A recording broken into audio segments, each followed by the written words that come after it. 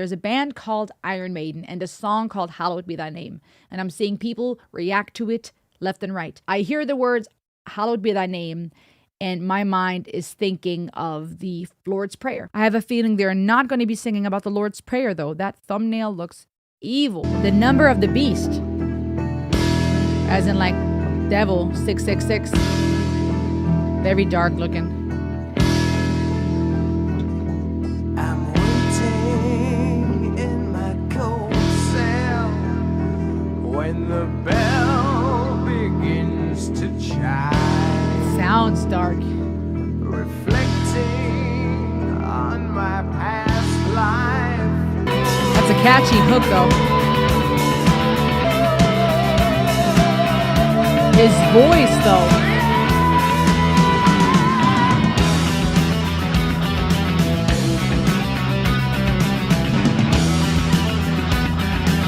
That hook. That is good.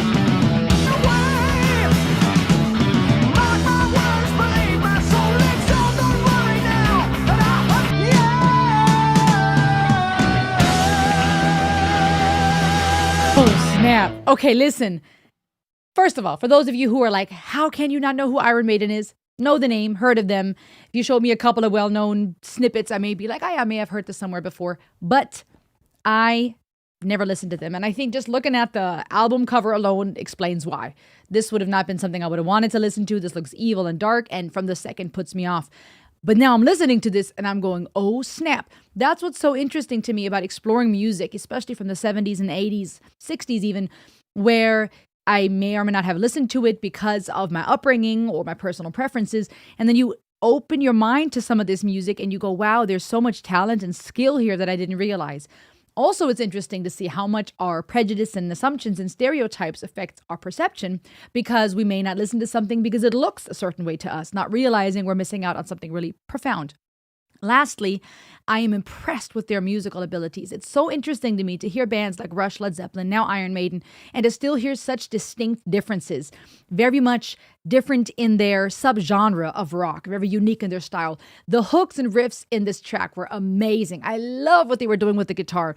That was so catchy and pulled you in. It was really, really distinct and fun to listen to. The drums, the time signature, a very intense track, but a fun track to listen to.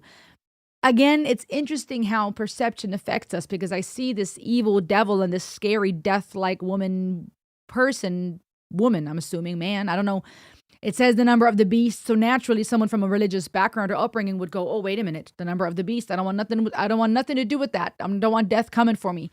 And from a psychological standpoint, we may take that differently. For one, sometimes it's fear-based because of what religion is taught. Even psychologically, we see how even with religion, sometimes there may be fear-based hesitation about music because of what our doctrine teaches or a theology.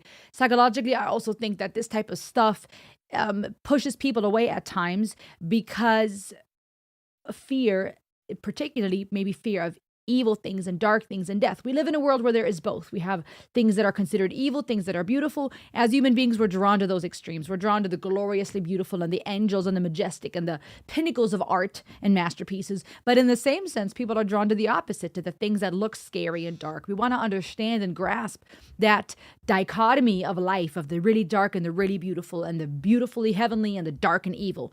And so just looking at this a little more objective, it loses its power when I look at it for what it is, which is silly, if you will, or someone trying to look scary and provocative. And now, considering the time that this came out and the era that this band was coming onto the scene, it also makes sense, right? These bands coming out and rebelling and wanting to have that shock value. You see it today, people doing things for shock value, because that's what will get the views and what will get the attention. Or to be different. What the why of why we do what we do varies. Sometimes it's for money and views. Sometimes it's because people have based their identity around being different. Sometimes it works with the genre, you name it. But just taking a step back, trying to be more objective, it helped me to go, okay, let me put this scary picture aside for a second and let me just look at this for what it is. Hallowed Be Thy Name. That title is intriguing in light of very contrasting to the picture of the album. I'm waiting in my cold cell when the bell begins to chime, reflecting on my past life, and it doesn't have much time. Interesting, right? There's somebody that's about to go be led to the gallows who's going to be killed, who's going to lose his life, maybe for his crimes, maybe for doing something that wasn't deemed acceptable by the society. I don't know. The sand of time for me running low. So we're talking about this person reflecting on life.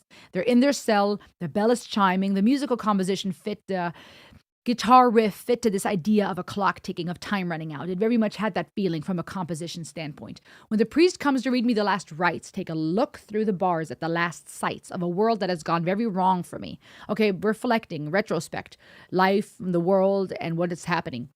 Can it be that there's some sort of error? Hard to stop the surmounting terror. It is really the end, not some crazy dream.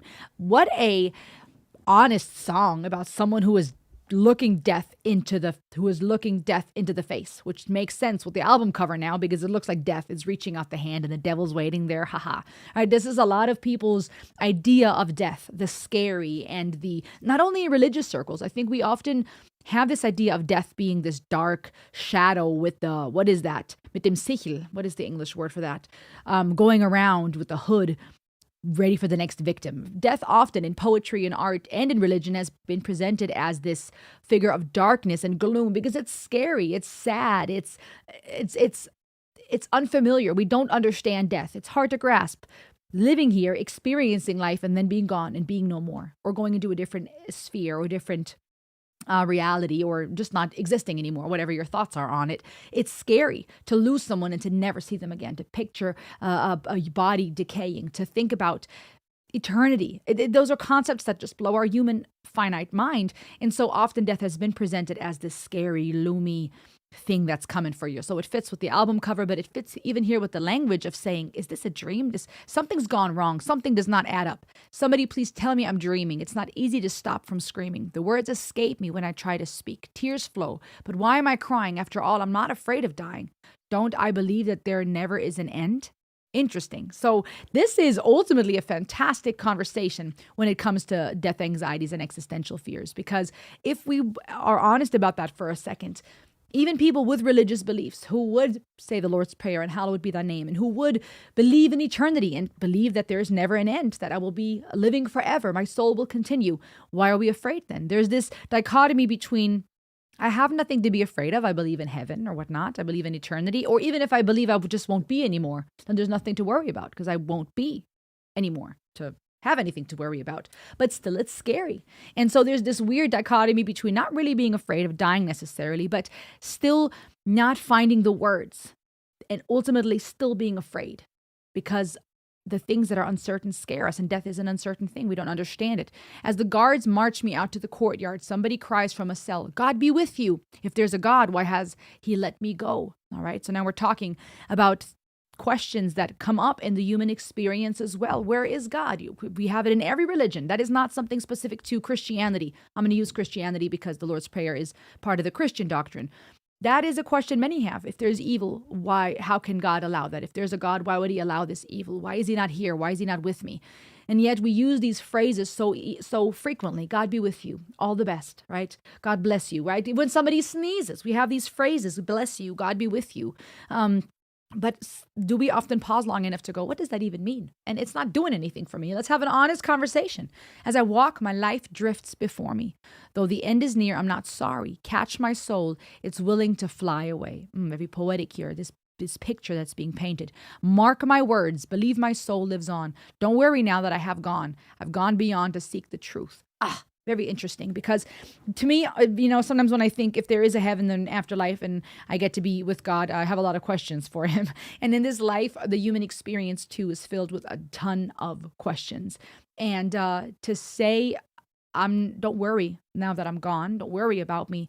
I'm going to go seek the truth. I'm now going somewhere where I can figure out what the truth is, whatever that truth is. We'll find out. That's just legendary. Crazy. Do they usually go dark like this? Is that intentional? Talk to me in the comments. Imagine the energy in that place.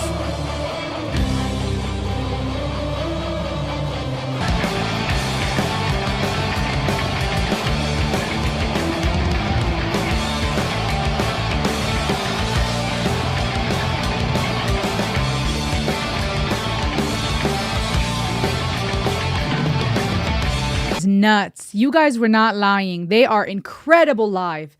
The experience here of the energy, the band's energy, the fans' energy, that's another level compared to the studio recordings, even though that was epic as well.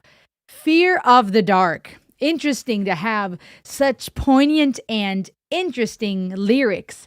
Hallowed be thy name, the number of the beast, fear of the dark, their imagery, their persona. You would think it's all dark and evil. And yet, from a psychological standpoint, it's actually pretty impressive, pretty powerful, pretty deep.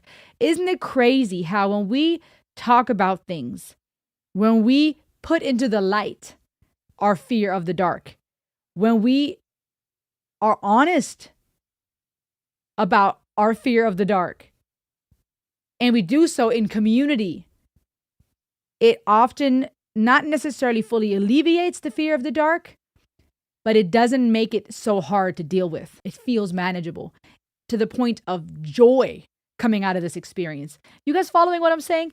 This was freaking amazing. I fell in, and I guess I'm not getting out. Wow. Oh my gosh, I got so many thoughts. I feel like my hair looks crazy, but I feel like it fits. Not only to the music and the music video and the legendary hair of Iron Maiden. I have fallen down the rabbit hole, and I'm not coming out anytime soon. Or off the hole, out the hole. I'm not coming out of the hole anytime soon, because I am mind blown by this band. A band that I would have considered to be evil. The imagery looks really dark. It's creepy and scary. And some of the titles are even very concerning. And yet it turns out that they have impressively, amazingly profound lyrics, amazing compositions, and I'm here for it.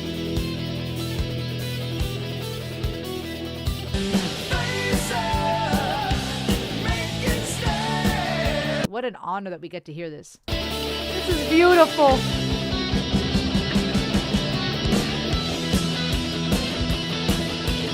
Make sure to subscribe. Loving this. Amazing, amazing work once again by Iron Maiden. Thank you for being on this ride with me. Subscribe for more, and I will see you on the next ride.